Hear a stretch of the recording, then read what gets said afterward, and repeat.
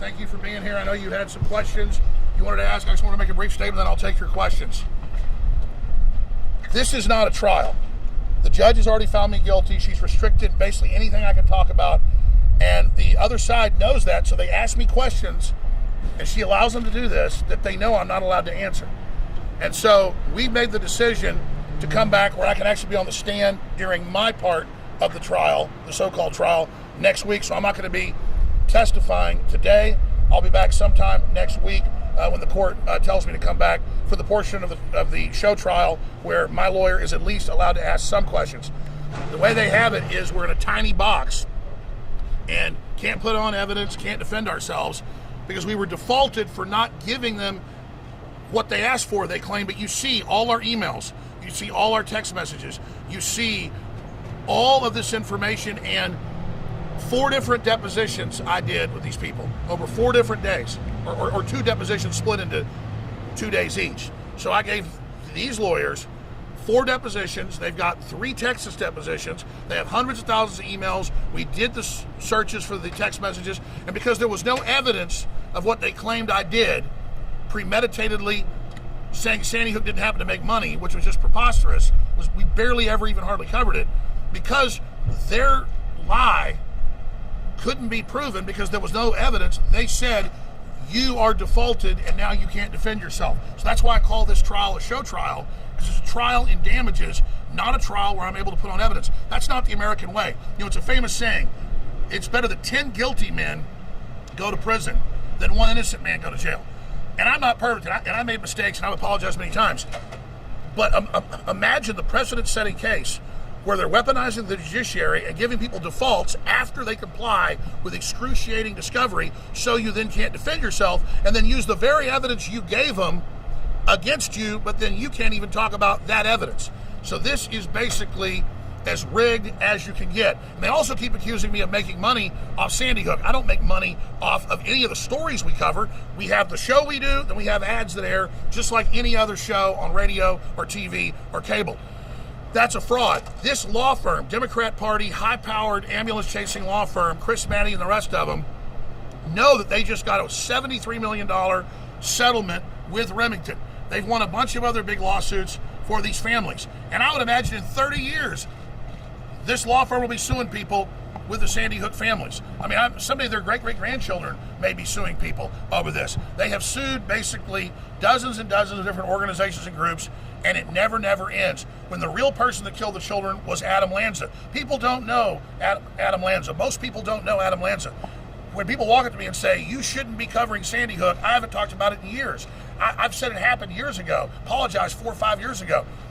They say, stop talking about it. Stop making money on it. It's not me making money. They made $73 million off of this. And now they've got these huge judgments in Texas against me. It's absolutely preposterous. Super quick, how do you feel about your testimony yesterday? Do you feel like sharing that with us? Well, the main reason I'm not testifying today with my defense lawyer is because there's no need. Chris Manny completely destroyed himself. He put up a bunch of twisted disinformation and lies. I was barred from even defending myself, and so I had to just sit there while he lied and lied and lied. Then he had this big Perry Mason moment where he blew up and started screaming at me, wouldn't be quiet when the judge said, so she couldn't sanction me because she wasn't willing to sanction him. Norm Pattis, my lawyer, told me this morning, if he'd have done what Chris Manny did, he would have been in jail, guaranteed. So Chris Manny already has this trial rigged. He already has it where I can't put on evidence, and then he screams at me for 5 minutes, and all I do is respond and say, you're an ambulance chaser and you're a despicable person, right back to him while he pretends that I'm the devil. It's absolutely disgusting. And he continued to lie over and over again and say, you said the names of all these people. No, I haven't. I acknowledge I talked about Robbie Parker and said that video looked suspicious because the internet had already put it out with tens of millions of views. And I did do that. And I could see how that was hurtful. It's still my free speech. And I apologized to Parker 4+ years ago. And so that's the reality here. I want to get past Sandy Hook. I want to get school safety bills passed.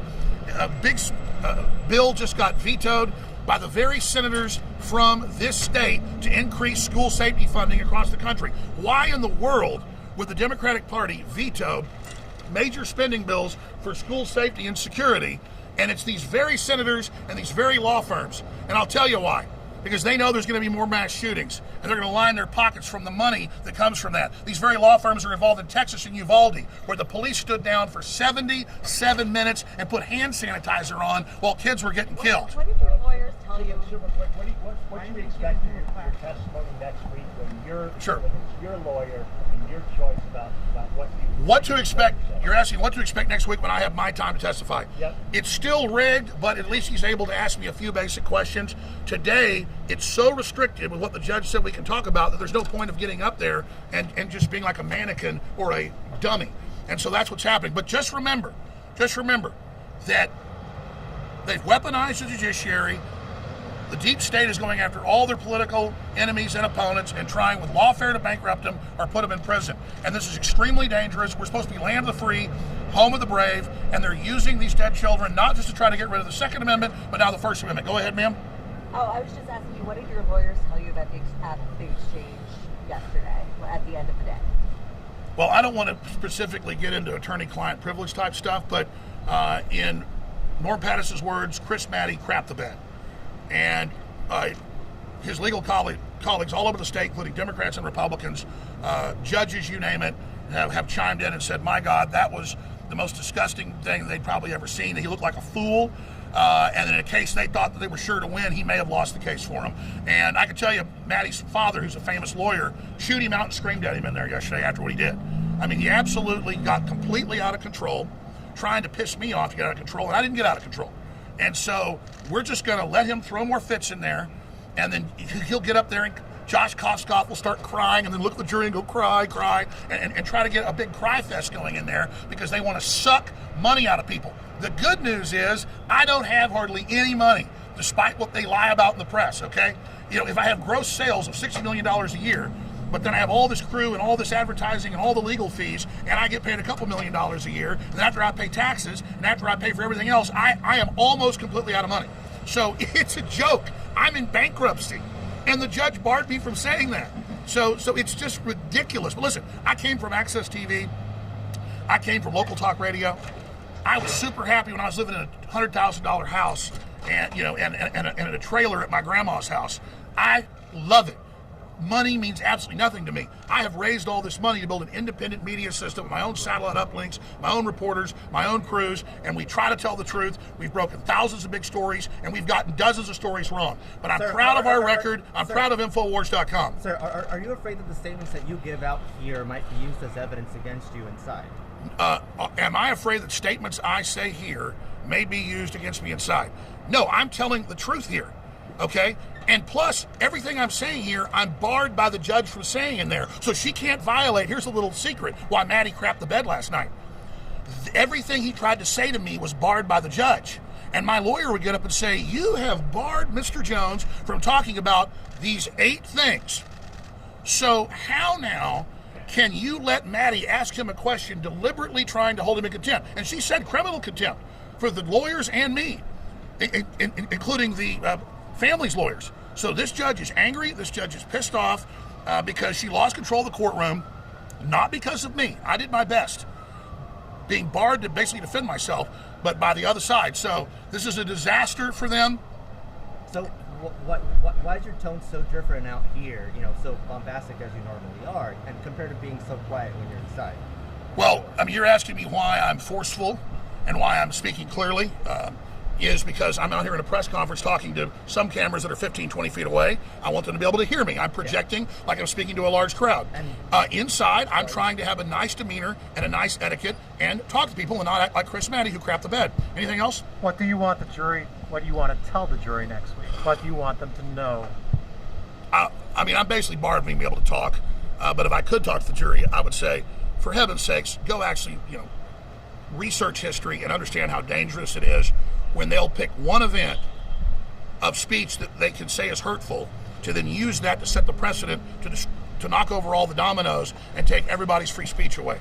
And the Democratic Party and the deep state and a lot of Republican leaders as well, there's a lot of bad Republicans, have said in this case and in the Texas case, we want to shut Alex Jones down. We want to silence him. We want to take his platform and never let him be heard from again. And then we want to use this tactic against all the other independent media.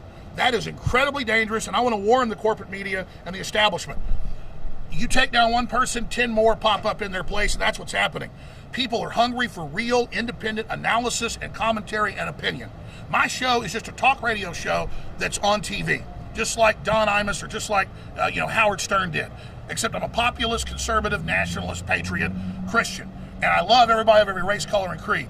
And so my show is popular because there's a hunger for populism. There's a hunger for candor. There's a hunger for rawness. There's a hunger for unfiltered. And if I made mistakes being raw and unfiltered, if I've been a bull in a china shop, you better damn well believe it. But I'm an American, and I love this country, and I believe in people's free speech, whether they're communists, or whether they're right-wingers, or whether they're idiot KKK people, whether I agree with their speech or I hate their speech.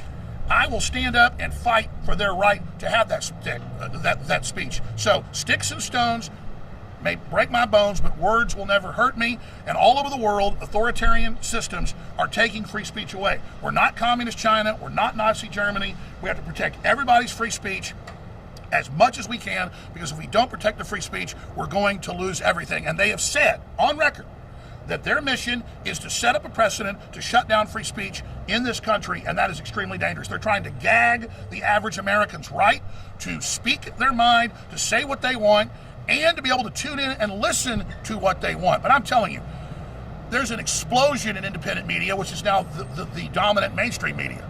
Joe Rogan has 20 times the audience of CNN conservatively. At my peak, I had 10 times their audience before I got censored, and now it's growing back to that. Imagine that. We call CNN mainstream, but Joe Rogan conservatively has 20 times the audience of CNN out of his little office down the road from mine in South Austin. Think about that. So, but we still call him alternative. The entire dying dinosaur media is a facade.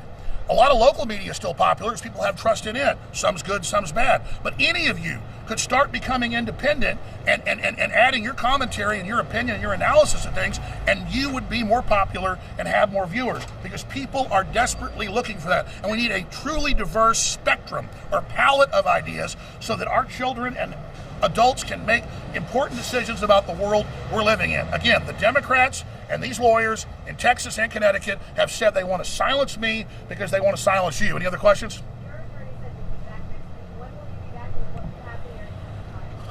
Folks are asking me, when will I be back next week and in what capacity? That will be up to the judge. She'll give me about a day or two's notice, and so I won't know. But he was talking to them in the court, I'm told. They're thinking Wednesday or Thursday. I'm not sure. But again, if I'm not here Wednesday or Thursday, it's because the court changed it, not because I'm afraid to be here. And again, today, I'm going because I'd rather be able to get up on the stand when I'm able to actually say a few things, instead of today I'm very limited in what I can say. It's how the whole legal system works. Does that answer your question? All right, any other questions? So, Thanks.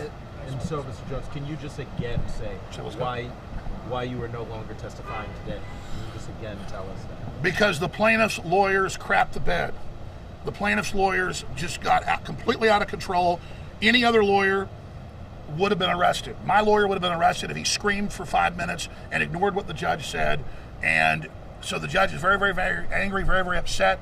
And today, my lawyer would only be able to respond to what they did yesterday. So instead, I'm going to come back when my lawyer puts on his case, and then that way they can get the families up there, do everything right now, and then I'm going to come back when I can actually have a little bit of room to put on my case and actually try to tell the truth of what happened here. But again, they put handcuffs on me, they put a gag in my mouth on 8 different massive subjects that I'm not allowed to tell people.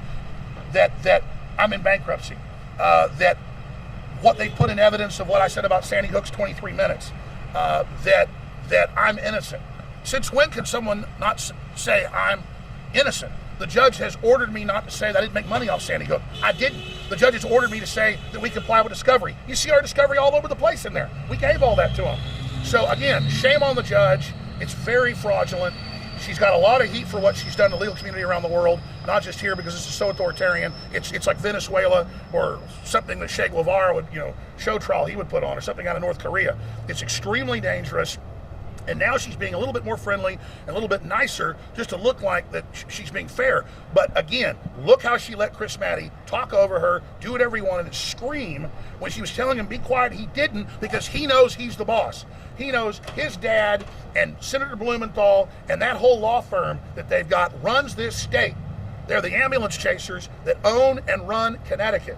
And they brag about how they're this mafia that is in control of the state. They own you. They think you're scum, and they're blood-sucking off of you. And so they crapped the bed in there yesterday. They want your free speech. They want your guns. They want your whole world. They want your whole life. But at the end of the day, America's waking up to them and the deep state, and they will fail. Anything else? Everybody get your questions in? All right, guys. Infowars.com, tomorrow's news today.